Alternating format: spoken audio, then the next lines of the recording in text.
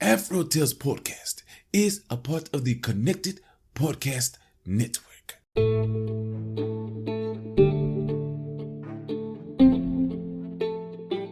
Well, hello there. I'm Aman Mazingo, your storyteller, and this is Season 2 of the AfroTales Podcast, where we journey through the Americas and the Caribbean to explore the tales that grew from its African diaspora. I want to thank Art by Chalet for the beautiful episode art, and especially thank you for joining us on today's adventure.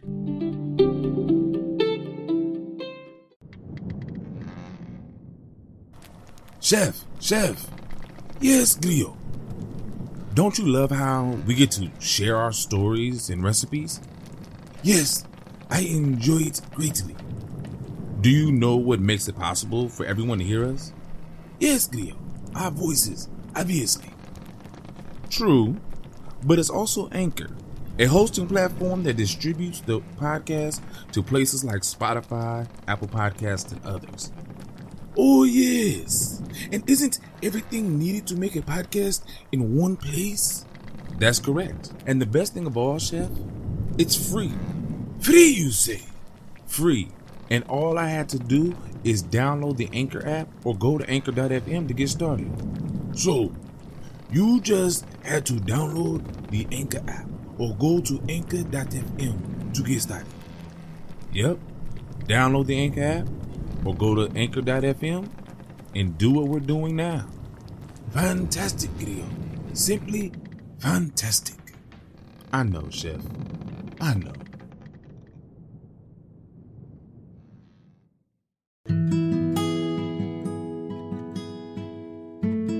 Empty hands. Well, once upon a time, Master King built a great, large building and sent all over the West Indies for great men to come to look at it and see if there was anything wrong with it. He was proud of that building. So proud that he wanted it to be perfect, and I mean perfect. All of those men went into it, and no one could find any fault at all. But the king still worried. Now, Anansi heard about this, and he thought he would just look into it and see what he could see in that building. So he went down there and paid his manners to Master King. He said, "Good morning, Master King." "Good morning, Anansi." "Well, sir, I heard you had a great building down here." "Oh, yes." "I heard you had a lot of important people come and look at it, and they had all said it was beautiful, and no one find any fault with it. Well, I come to look at it too, if I could." "Go ahead. Go in the building. Look around, for I am very proud of it." Well, Anansi went in and sat down, and he looked around. And he thought about Master King and how proud he was, and he began working out a plan. He went up to Master King and said, "Well, Master King, the building is very beautiful, well built, but I did find one fault that worries me a little bit." Now, Master King was surprised and asked him what the worry was.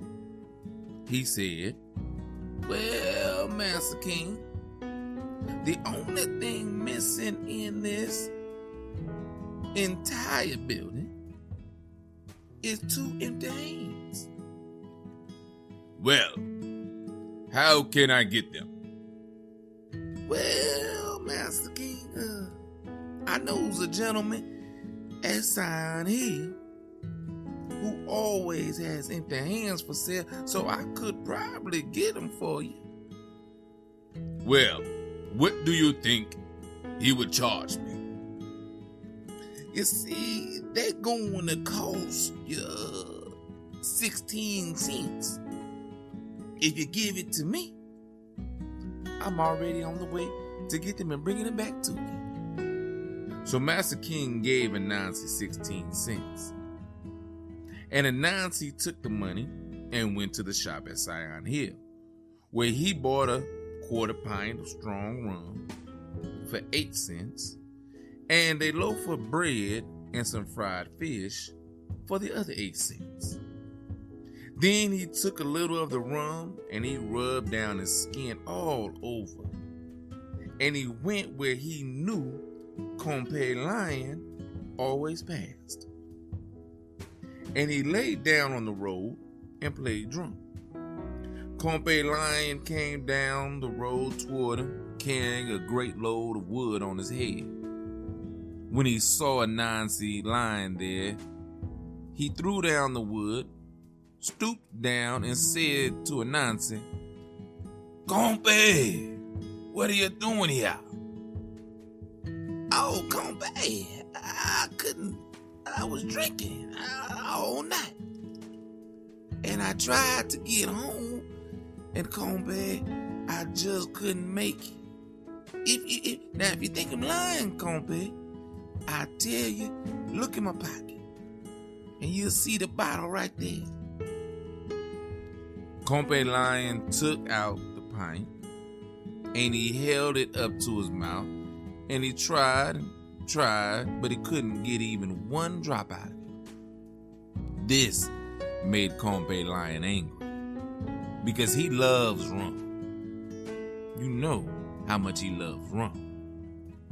So when he passed, he kicked Anansi again and again, and Anansi just lay there on the ground, rolling in the dust and mud until his whole skin was mudded up. Now he went to Master King, and with big tears in his eyes. And Master King said when he got there, he said, "Well, Compay Anansi, what's wrong now?" "Oh, Compay, Master King, I went to the shop, oh Lord, and I got there to the shopkeeper, and he wasn't there. And they told me he was leaving on the boat, so I ran down and called him just as he was getting on the boat to go away. And he sold me the last empty hands he had, sir. I was bringing them to you, and on my journey, Compay Lion beat me up and took away the 2 empty hands, sir. I'm sorry." "Well, let's get Compay Lion here." And off Anansi went. When Compay Lion came, he said, "Good morning, Master King," because he didn't know what was happening. Master King greeted him back. "Good morning, Compay Lion, and how are you?" And so they talked a while like that. Finally, Master King said, "Well, come in and get a little supper with us." "Well, Master King, I just had some supper, but I wouldn't want you to be ashamed by me not eating anything, so I'll take a little bite."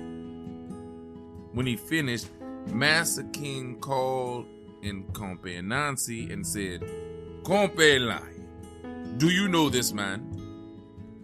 Sure, I know him well." "Did you see him this morning?" "Yes, sir.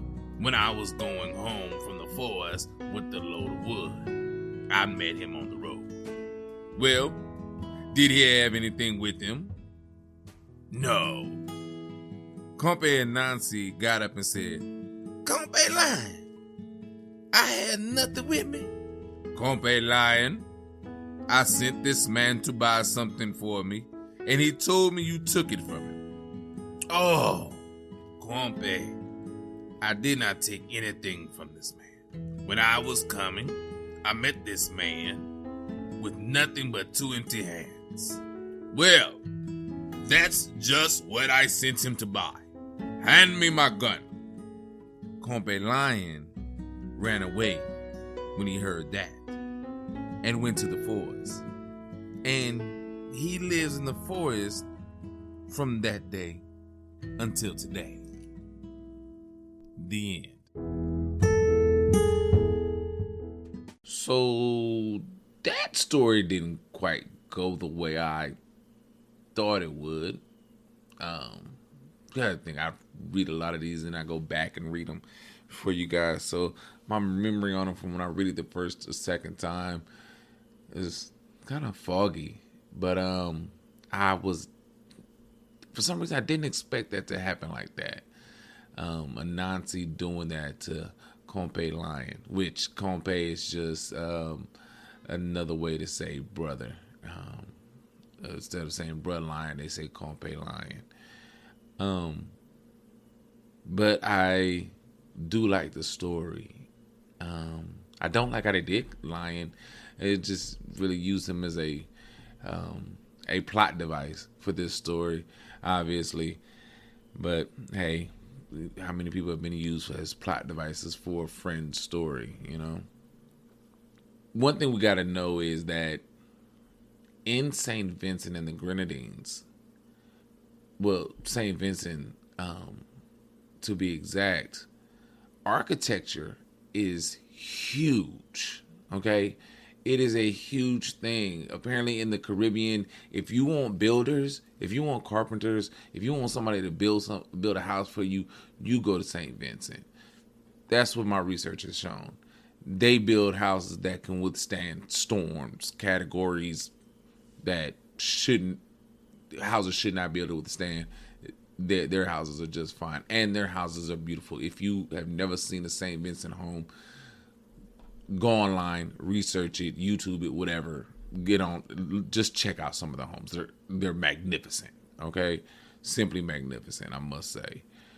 So the king, I don't know what king this could be, because I guess it could be King George of England, or it could be a king that came from the Garifuna. I apologize if I said the name wrong. An Arawak, one of the other tribes that were there before. I don't know. I don't know what tribe or what king this could be. It's also believed that that St. Vincent people may have some Mali descent. So could be from, Mansa Musa's family. Never know. I'm just saying. You never know. But we do have lions, and I don't think that there's a lion in St. Vincent at all. So I would definitely think that it would definitely have to be some of that African ancestry there putting in. But who knows, right? But this does definitely speak to how people can definitely be greedy, right? That's the big thing about this story, is that people can be extremely greedy.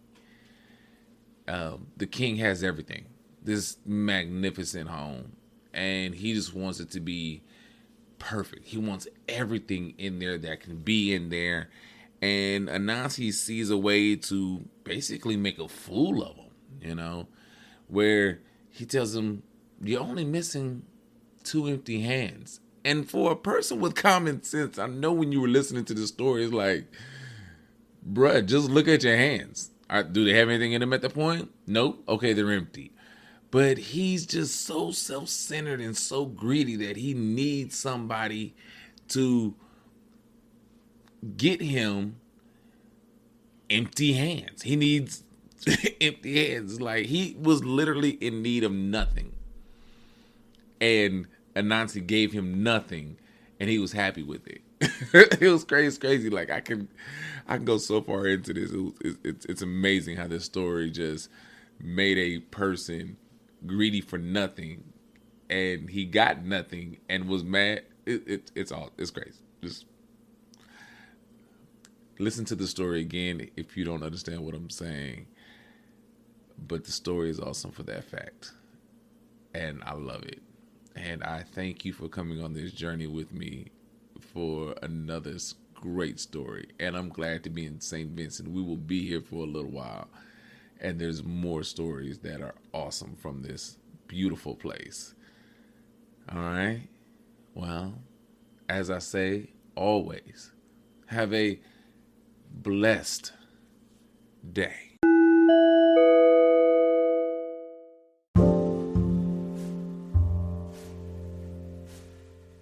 This is your AfroTales recipe of the week. Roasted breadfruit and fried jackfish. Ingredients: 1 large breadfruit, peeled and sliced. 1 pound jackfish, lime or lemon juice. 1/4 cup minced seasonings, onion, chive, garlic, thyme. 1 tablespoon salt. 1 cup flour for coating, add as desired. Frying oil. For sauce preparation, which is optional: 1 tablespoon frying oil, 1 medium onion minced, 1 clove garlic minced, 1 sprig thyme, 1 medium ripe tomato sliced, 1/2 ounce margarine or butter, 1 teaspoon tomato paste or ketchup, 1 cup water, salt and pepper to taste, 1 small sweet pepper for garnish. Directions: pierce the breadfruit with fork or skewer before placing it in the oven for roasting. Failure to do this could result in an explosion of the breadfruit, causing possible damage to the oven and or personal injury from the fruit's internal pressure. Bake the breadfruit in a moderate oven, 250 to 350 degrees, for about an hour and a half or until soft. Clean jackfish. Pour lemon juice over jackfish and leave to marinate for about 15 minutes. Rinse and dry with paper towels. Add salt to minced seasoning and rub seasonings over fish and set aside. Sprinkle flour on wax paper and coat fish on both sides in flour. Remove excess. Heat oil in the frying pan on medium heat until very hot, not smoking, and fry fish for approximately 4 minutes on each side or until brown. Sauce preparation, optional. Saute onion, garlic, thyme, and sliced tomato in heated oil until softened. Add margarine or butter and stir until melted. Add tomato paste or ketchup and water. Add salt and pepper to taste. Simmer until slightly thickened. Remove from heat, cool, and serve with breadfruit and jackfish. That is your AfroTales recipe of the week.